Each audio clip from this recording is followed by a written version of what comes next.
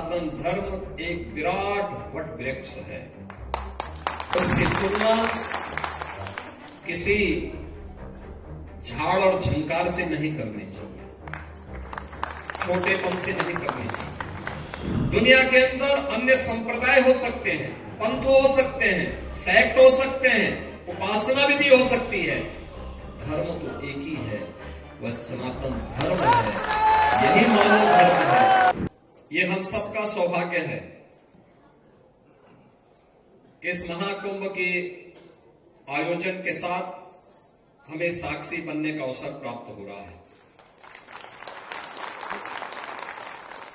मैं भी कुछ देर पहले यहां पर यही बात कह रहा था।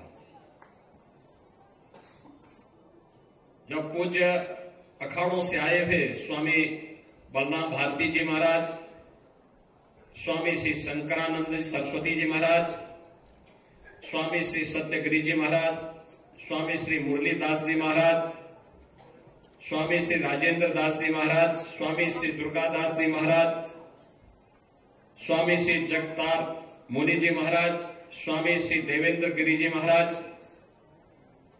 और स्वामी श्री जितेंद्र नाथ जी महाराज, स्वामी सुदर्शनाचार्य जी महाराज, इन सभी पूज्य संतों के सानिध्य में मैं मंच पे श्री सतवा बाबा, जगतगुरु सतवा बाबा, काशी से पधारे महामंडलेश्वर संतोष दास जी महाराज और इन सभी पूज्य संतों के सानिध्य में मैं मंच पे ही बात कर रहा था। जोना अखाड़ा के आचार्य महामंडलेश्वर पूज्य स्वामी अवधेशानंद गिरी जी महाराज से कि जब पौष पूर्णिमा के दिन और मकर संक्रांति के दिन कोटि कोटि श्रद्धालु मां गंगा, मां यमुना और मां सरस्वती की इस पावन त्रिवेणी के संगम में डुबकी लगा करके अभिभूत हो रहे थे, जो पॉजिटिव कमेंट उनके द्वारा किए जा रहे थे, उसने पूरी दुनिया की आंखों को खोलने का काम किया। कुंभ क्या होता है? कुंभ का आध्यात्मिक और सांस्कृतिक महत्व क्या है? यह उनके वक्तव्य उस समय दे रहे थे और ये बात बताती है जिसके बारे में देश के यशस्वी प्रधानमंत्री श्री नरेंद्र मोदी जी बार बार कहते हैं कि सदी भारत की सदी है। भारत की सदी का मतलब हर एक क्षेत्र में भारत को विकास की उन बुलंदियों को छूना है, लेकिन हर एक क्षेत्र में कोई देश उन बुलंदियों को छुएगा तब जब उस क्षेत्र से जुड़े हुए प्रतिनिधि अपने दायित्वों का ईमानदारी पूर्वक निर्वहन करें। जो राजनीतिक क्षेत्र में है वो राजनीतिक क्षेत्र में अपना कार्य कर रहे हैं। सेना सीमा पर देश की रक्षा का काम कर रही है। जीवन के प्रत्येक क्षेत्र में हर एक तबका अपना अपना कार्य कर रहा है। धार्मिक जगत से जुड़े हुए हमारे पूज्य संतों का दायित्व भी तो यही बनता है और यही वे कर रहे हैं। भारत की सनातन धर्म की संस्कृति दुनिया के अंदर पहुंची तलवार के बल पर नहीं,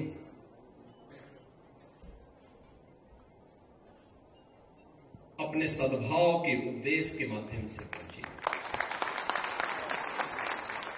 दक्षिण पूर्व एशिया के तमाम देशों में आप जाएंगे, जहां भी सनातन धर्म पहुंचा है, भारत की सनातन संस्कृति पहुंची है,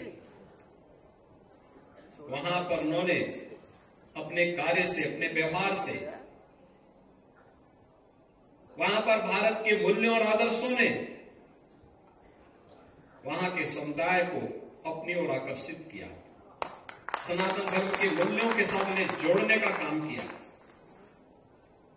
आज भी आप दुनिया के अंदर देख सकते हैं, दुनिया के तमाम ऐसे देश हैं जो अहिंदू होने के बावजूद भी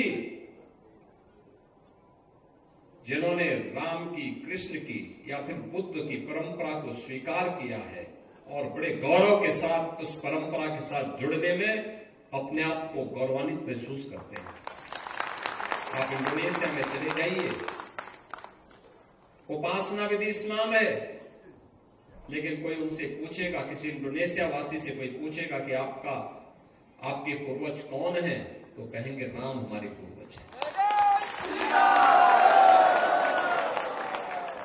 आप कंबोडिया में चले जाइए, लाओस में चले जाइए, आप वहां पर जाकर के पूछिए, थाईलैंड में चले जाइए, पूछेंगे कौन है, तो लोग कहेंगे कि हमारे पूर्वज तो बुद्ध थे, महात्मा बुद्ध थे, तो बुद्ध के साथ अपना संपर्क संवाद बनाते हैं।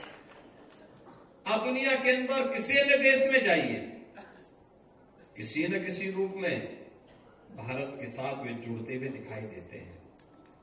एक अंधकार का युग था, आज से उभर करके हम लोग फिर आगे बढ़ रहे हैं।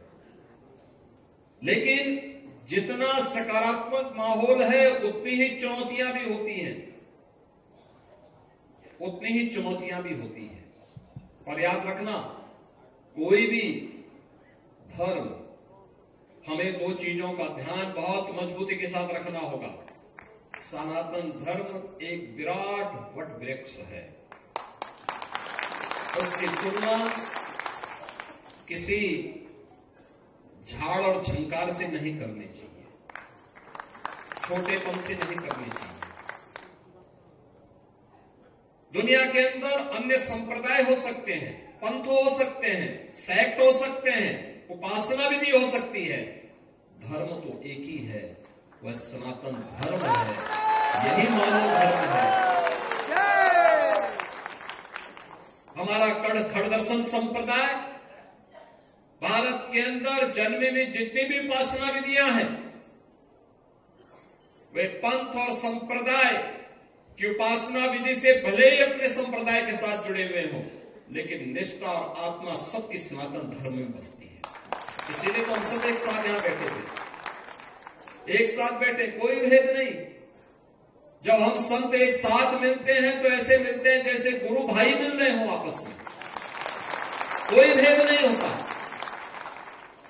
हम लोगों पे भी, मैं तो इस चीज को अक्सर देखता हूं कि कभी कोई ऐसी बात आती है, कहीं किसी संत पे संकट आता है, हम उस समय संप्रदाय नहीं देखते कि नाथ संप्रदाय का है या कोई मेरा परिचित संत है। अरे संत है, संत तो सनातन धर्म के लिए काम करता है, उसकी उपासना विधि अलग हो सकती है, वो एक दर्शन विशेष को लेकर चल रहा है। सबका उद्देश्य तो एक ही है, एकम सद विप्रा बहुधा वदंती, यही हमारा लक्ष्य है। और इसीलिए महाकुंभ के इस पावन आयोजन के साथ, उसी पवित्रता के साथ हम सबको एक संदेश देना है, देश दुनिया से आए हुए लोगों को देना है। और जो बार बार जिसके बारे में प्रधानमंत्री जी का आग्रह है कि महाकुंभ का संदेश एकता से ही अखंड रहेगा देश। याद रखना, भारत सुरक्षित है तो हम सब सुरक्षित हैं। भारत सुरक्षित है, हर संप्रदाय, हर पंथ सुरक्षित है। और अगर भारत के ऊपर कोई संकट आएगा तो संकट सनातन धर्म पर आएगा, सनातन धर्म पर संकट आएगा तो भारत के अंदर का कोई भी पंथ और संप्रदाय अपने आप को फिर सुरक्षित महसूस न करे, और संकट सबके ऊपर आएगा। इसलिए संकट की नौबत आने न पाए, इसके लिए एकता का संदेश, एकता का संदेश। आपने देखा होगा क्या पवित्र भाव के साथ महाकुंभ का आयोजन, कोटि कोटि श्रद्धालु आ रहे हैं। आज यहाँ पे प्रयागराज में कुंभ क्षेत्र में, कुंभ मेला क्षेत्र में, कुंभ महानगर इस कुंभ महानगर में 2 करोड़ श्रद्धालु वर्तमान में इस समय यहां पे है। सभी सड़कें चौक हो चुकी है, एकदम भरा हुआ है और लगातार ये चलेगा। आप अनुमान करिए, हमारे पूज्य संत जन दुनिया के तमाम देशों में जाते हैं। पूज्य अवधेशानंद जी महाराज पूज्य परमात्मानंद जी महाराज, पूज्य निर्मलानंद नाथ जी महाराज, अन्य हमारे पूज्य संत जन दुनिया के तमाम देशों में जाते हैं। आप मुझे बताइए कि पिछले 10 दिनों के अंदर महाकुंभ के संगम में, त्रिवेणी के इस पावन संगम में 10 करोड़ से अधिक श्रद्धालु अब तक स्नान कर चुके हैं कल।